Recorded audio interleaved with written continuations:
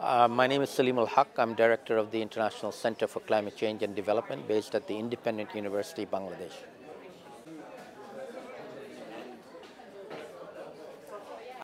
The connection to the climate talks in Paris this year is simply to add momentum to getting a good agreement. I think the Muslim world wants a good agreement, just like the Catholic world does under the Pope's encyclical, and many other faith groups. Faith groups are now joining forces in a major way to take on the issue of climate change. And I think the reason why is a moral issue, because it's a problem created by rich people and rich countries, which poor people and poor countries are going to suffer the consequences of. And that's simply not morally correct, and no faith would abide by that. And so all faiths need to come together and push for an ambitious agreement, a fair agreement in Paris, which is what we all want.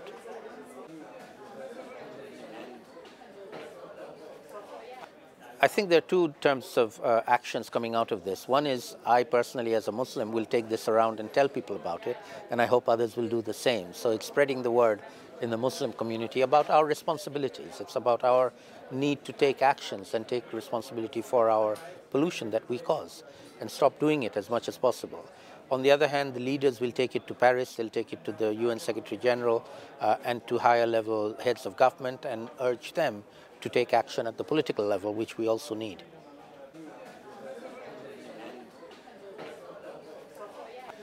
I think the declaration is just the start of a ball that starts to roll and kicks other balls into action. And each one of us are going to have to share it with our friends and our neighbors and our communities and families. And hopefully they will share it with others. And it's a very simple message. As Muslims, Islam teaches us to care for the environment, and we're not doing that. We need to do that better. And it teaches us to care for poor people who are victims of the pollution of climate change. And we're not doing enough of that. We're doing quite a lot, but not enough. And so as Muslims, we need to take responsibility. And to me, the individual message to the individual Muslim is the high point of the declaration, not the high-sounding words of the leaders. That is important, obviously, but speaking to Muslims directly. And one of the things about Islam is that in Islam, as a Muslim, I can do my own interpretation. I don't need a pope or somebody to tell me what it is.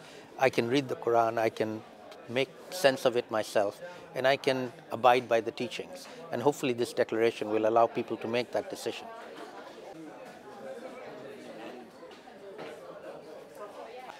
Well, I work on the impacts of climate change on poor and vulnerable communities. That's what I work on. It's called adaptation, helping them adapt to the impacts of climate change. And it's strange that actually many of the poorest and vulnerable communities have a very strong social cohesion that comes from their culture and very often from their religion. It is actually a basis for resilience of communities in the face of shocks, in the face of all kinds of calamities. You know, many other societies might just collapse, but a religiously cohesive that has a belief in a better future is able to cope with these kinds of calamities. So religion and spiritualism and moral authority in general has a very strong role to play in enabling people to deal with the impacts of climate change. Otherwise, you'll have civil unrest and war. War is often the breakdown of that kind of a societal cohesion. And good Islamic principles, in my view, in parts of the world which are mainly Muslim, can play an important positive role in not letting that happen.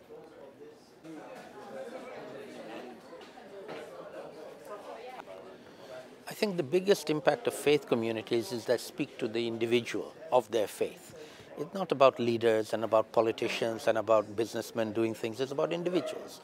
And each of our major faiths have come out on this issue now. Islam is now coming out. It's not the first time, but it's coming out in a coherent manner now. And I believe that 1.5 billion Muslims around the world, if not all of them, a significant number of them, will think about this and take it on board and figure out for themselves what they need to do to be a good Muslim in the context of climate change. That's basically what we're talking about here.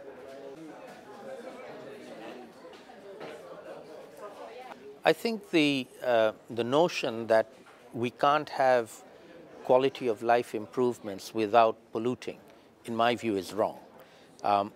We just need a better way of doing it. And the technology is available, the ways of doing it are available. We're just not adopting them because we're stuck in our old ways. We're stuck in a fossil fuel dependent energy economy. We think that's the only way we can do things, but it's not. We think out of the box we can have our cake and eat it, as it were. We can have development and have less pollution. And that's really the crucial, if you like, solution to the problem that we're going to have to come up with.